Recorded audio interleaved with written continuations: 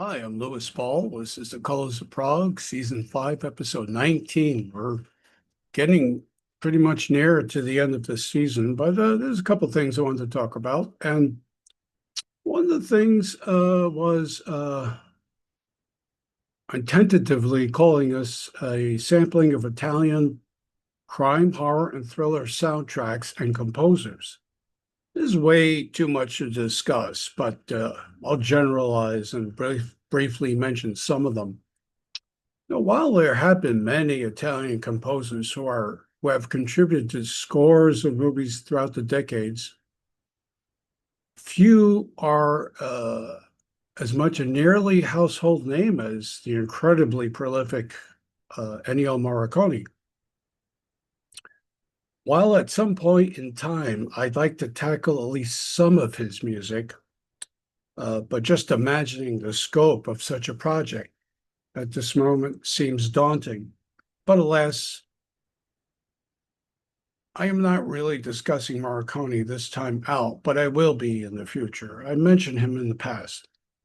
Others of note composers included Piero Umiliani, who composed 162 film scores, uh, resulting in 76 published soundtrack albums, uh, including a dozen or more Italian Euro spy films from the mid 60s, a few westerns, some thrillers, notably director Mario Bava's $5 for an August Moon. Funny thing about Piero, his nonsense song, Mana Mana, was composed and used in the 1968 film Sweden, Heaven and Hell. It's noted as a Mondo film. You guys should go Google that. It's been made world renowned by being covered on the Red Skelton show. He was a well-known comedian in the 60s, did some TV work too. And then later by Sesame Street in 1969. Sesame Street's been around a long time. And later it was used in The Muppet Show in 1971 and by Faith No More's Mike Patton in a sort of lounge lizard version. Another composer of note was Carlo Savina, perhaps one of the more underrated composers. He did everything from Sword and Sandal, beefcake movies, otherwise known as peplums, to Euro spy James Bond knockoffs in the 60s, westerns, worked for Mario Bava by composing a score to Lisa and the Devil, an excellent film. And of all people, Antonio Margheriti, he composed a score for Hunters of the Golden Cobra, a 1982 Indiana Jones-inspired adventure film. David Warbeck was in that. Another name of note, he's done a lot of work as well, is Riz Ortolani, was probably the most prolific composer next to Morricone. He dabbled in dramas, adventure films, Sword and Sandal, spy adventures, westerns, and was popular enough for British directors that they came to him to work with them composing music. So he worked with Terence Young and Ken Anakin, two kind of familiar British director names. Anyway, the list goes on with some other notable or should be notable composers like Bruno Nicolai, Mario Nascimbi, Franco Macalisi, the brothers De Angelis, Guido and Maurizio, and others. Eventually, over time, I'll get to covering a few soundtrack albums, and there's some compilation records out there now. There's like renewed interest in that. And it's all Prague adjacent. I'm going to get to that in a minute. So Luis Bacalov, born in Argentina but became a naturalized Italian citizen, like all the aforementioned people I've just mentioned, dabbled in spy thrillers, comedies, Eurocrime, sexy films, the likes of the Italian Emanuelle movies. And he lived long enough to see another admirer, Quentin Tarantino, of all people, use compositions specifically from The Grand Duel and Summertime Killer, and even Django. And Tarantino used snippets of that in his films, of those movies, soundtracks. And most famously, here's our definite Prague connection. Luis Bacalov is the one known Italian composer to work with progressive rock bands. He collaborated numerous times with New Trolls for a series of albums titled Concerto Grosso per I New Trolls. He worked with Asana for their second album, Preludio tema versione e canzone. That was from 72. He worked with Il Rovescio della Magdalene for Contamination, which also received an English language release in the UK and US. He was also nominated for Best Composer in the Academy Awards in 67 for Pasolini's Gospel According to St. Matthew.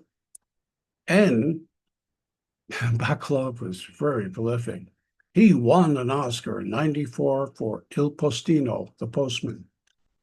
I mentioned Bacalov before in passing, as well as Morricone again, as I said. But I plan on digging more into in the future with projects that related to more progressive music sounds. So I'll be tackling that. So today is three things I mentioned before over the past few years. And let's go to Libra.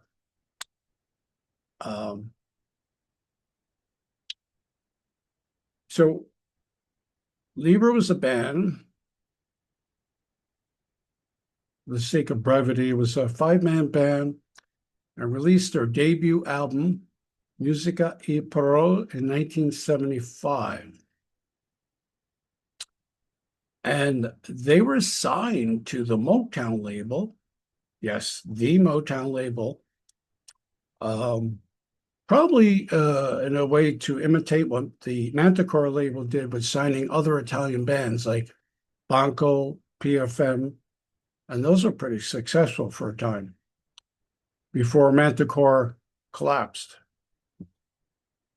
So their 1975 album, Libra, on Motown, is an English language version of the Italian Libra album.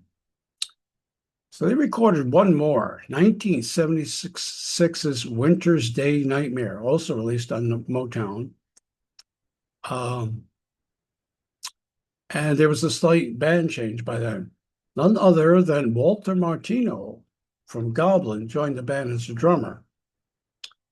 But Lieber had a very odd sound. They were a combination of progressive rock, pop, funk, and what have you. And they failed to gain a following. And the band broke up before their rumored 10-album contract was completed. They only did 2 for Motown. And there's talk that Motown actually canceled it. So Lieber returned to Italy. And again, they reconfigured. Some band members left, including the lead singer. But Goblin keyboardist Maurizio Guarini joined. So now there's the 1977 soundtrack to the Mario Bava film Shock. And now we have 2 out of the 5 members of Lieber hailed from Goblin. Very interesting. Not sounding much like Lieber at all now. Gone are the funk and odd pop stylings that got them the Motown soundtrack, probably. The soundtrack to the Bava film sounds like almost Goblin, I would say. And then Libra split up. Then there's another album of very much of interest. Il Real Imperio Britannica Perche si Occiduno le Merde. I know it's a mouthful. It's a soundtrack for a fairly obscure lower tier Italian thriller, loosely translated as Percy is Killed.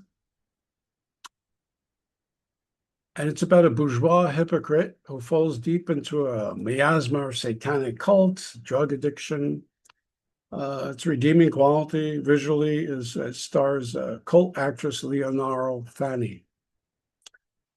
What is most surprising about this one is that members of Goblin, Massimo Moranti on guitar, Claudio Simonetti, keyboards, of course, Fabio Pignatello on bass, and Walter Martino on drums are joined by fellow composer Fabio Frizzi on keyboards.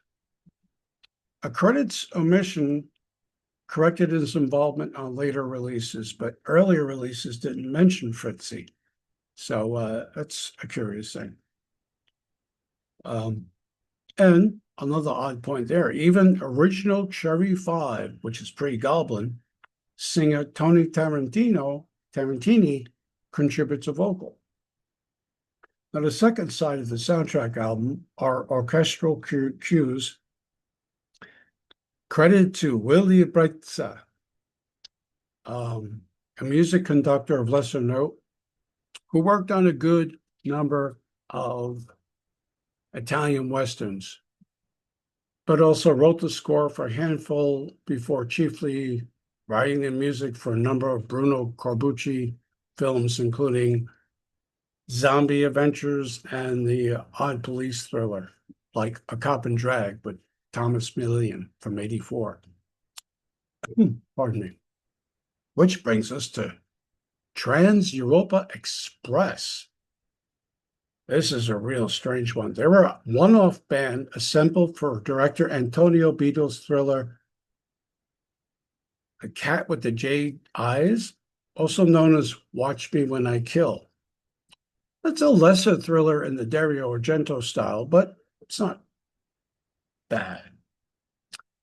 Now, our band members included Andriano Montadoro, who in '74 collaborated with Italian prog band The Real Accademia di Musica, Glauco Borelli of the band Albero Motori, and Gianfranco Calita, a former member of Banco. So Trans Europa Express was named after the German band Kraftwerk's successful album, Trans Europe Express, released months prior to the recording of this soundtrack album. And this studio band, naming themselves Trans Europa Express, the style is very close to Goblin with a heavy Pink Floyd influence. Think the heavy throbbing bass from One of These Days, the Floyd song, used in a repetitive style, add in distorted echo chamber screams, and what sounds like old songs played on a gramophone record player, one of those old wind-ups, very strange. There's also some piano and synthesizer moments that come too close to Goblin's own Deep Red score. Still, it's a curio and worth it for fans of instrumental prog soundtracks in the Goblin style. This was released on the Synedelic label from Italy. It's not featured in the background images, but I will try to include some of that music on the YouTube posting, because this is on a YouTube channel, Colors of Prog, and I do have a Facebook Colors of Prog page where I publish links. And much more obscure is composer Sandro Brugnolini, now only being rediscovered. He was an alto sax player inspired by the music of Miles Davis. Now, Sandro fronted the Italian Modern Jazz Gang, that was the band, and also performed with other musicians, some from the psychedelic and early progressive sounds. He also was a composer who dabbled in odd combinations of funk, soul, odd pop, off-kilter modern jazz, and progressive sounds. Now, he scored a number of lower-budgeted films, including psychedelic pop art comic book film Fantabulous, which was released in '68. But Sandro is more known for two